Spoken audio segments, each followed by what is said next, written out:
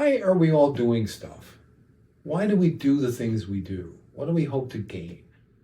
And those are particularly relevant questions for people in college who are looking to choose careers.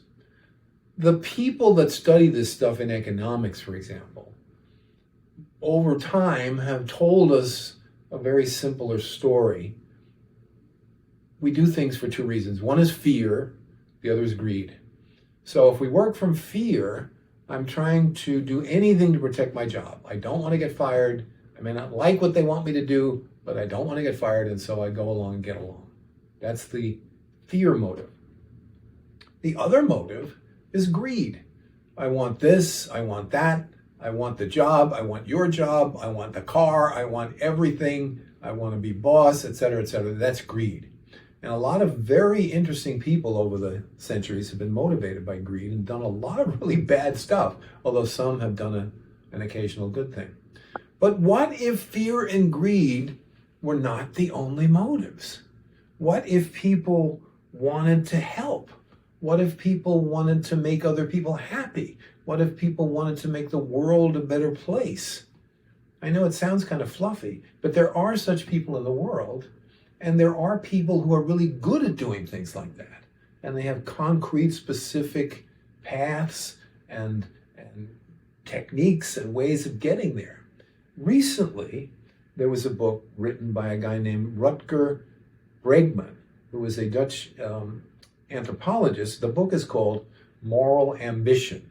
And we're going to spend a little time on that book. But first, let us look quickly at something that we can do right here at Embry-Riddle, and that is get in touch with Career Services.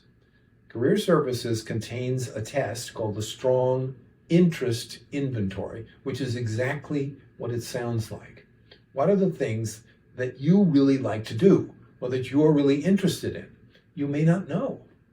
But this test somehow is able to scan all the things in your brain and tell you a half a dozen or more things that really motivate you, that really interest you, and you're probably really good at. And it could very well be that those things don't have much to do with fear and greed at all.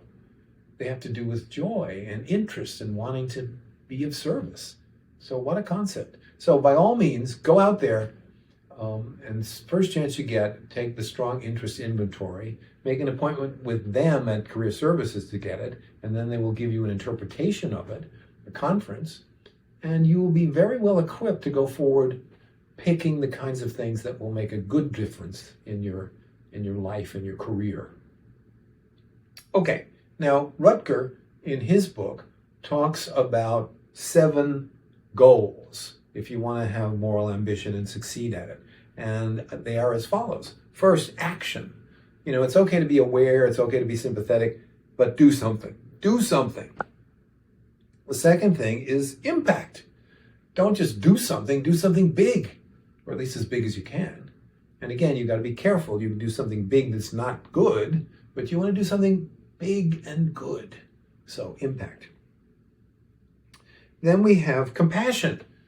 You want to create situations where you can begin to understand a whole bunch of other people better, and you can feel friendship with them, interest in them, desire to help them. So, compassion.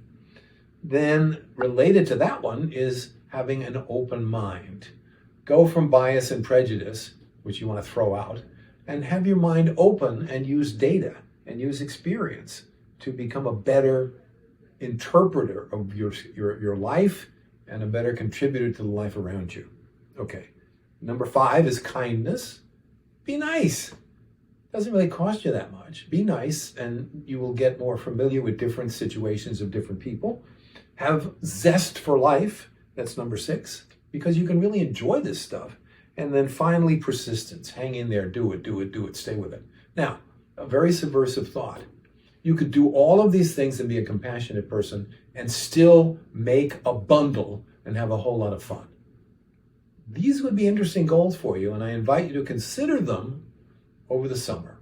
So, have a great summer. Frank Crane here at the Counseling Center.